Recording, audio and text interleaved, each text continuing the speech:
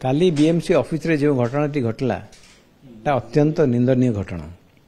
जड़े सरकारी ऑफिसर जड़े सीनियर ओएस ऑफिसर सी ऑफिस रे तांकर निज कार्य निर्वाह करुवा समय रे किछि बाहर गुंडा श्रेणी व्यक्ति से ऑफिस रे पसी तांकू बाड़ेबा तांकू मुथ मारिबा तांको छाती को गोईठा मारिबा तांकू घोषारी नबा एगुड़ा अत्यंत जघन्य कार्य लोमहर्षणकारी बोली मु कहबी। एभली घटना मु केबे देखि नथिली एवं एभली घटना भविष्य रे हवा कथा नुहे। मोर आजिर एटी दृढ़ता भी हवा दरकार जे प्रथमे सरकार दृष्टांतमूलक कार्य ग्रहण करंतु। जो माने कार्य करिसेंती जो माने कार्य को भिआईचंती सेमानक विरुद्ध रे दृष्टांतमूलक कार्य ग्रहण करिया कार्यानुष्ठान ग्रहण करिया दरकार नंबर 1।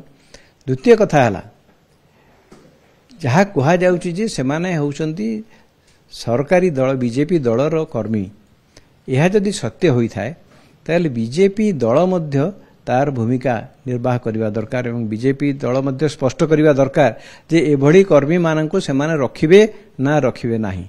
सेमाने एभली गोटे घटना रे चुप रहिबे ना ताको निंदा करिवे। ये हला द्वितीय कथा। तृतीय कथा हला जो व्यक्ति पाई ये घटना घटला बोली कुहा जाउची जे कि निजे जने गत निर्वाचन रे अवतीर्ण होइतिले प्रार्थी भाव रे श्रीयुक्त प्रधान तांकू नेइकरी घटना घटिची बोली कुहा जाउची। जदि ता सत्य होई थाए ताले श्री प्रधानकर आभिमुख्य कोन सी लोकन सामना रे आसिकरी ए घटना को निंदा करिवे की एवं जो माने ए घटना घटैछंती सेमानंकु से तिरस्कार करिवे की। वर्तमान तांकर मु जहा मते किछि सांबादिक एठी कहिले तांकर एक्स रे से कहिसंती जे गोटी हाथ रे ताली बाजे नाही।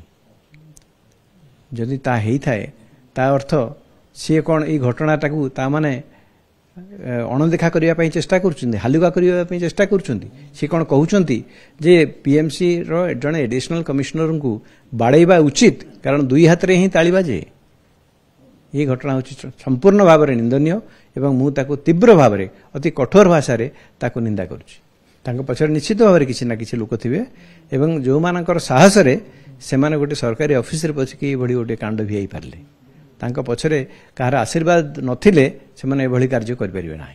सेमाने भाबिचंती बोध हुए जे जेहेतु सेमाने सरकारी दलर कर्मी तेणु सेमानक प्रति सरकार कोहळ मनोभाव ग्रहण करिवे। मु आशा करिवि जे सरकार तांको पई कोनोसी प्रकार कोहळ मनोभाव ग्रहण करिवे नाही एवं एभली कार्यानुष्ठान नेबे जहा फल कि भविष्य रे एभली घटना ओडिसा रे केउठी घटिबो नाही। ना इथिरे प्रतिक्रिया तो विभिन्न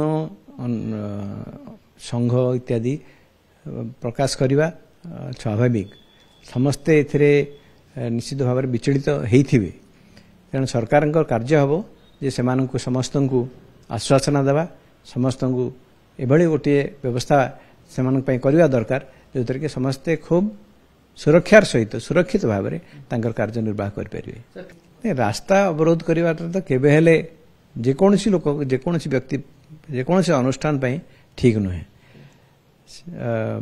हुए तो किसी लोक उत्तेजनार वशवर्ती करते पारती किंतु जनसाधारण को असुविधा पकईवा आदौ स्पृहणीय नुहे।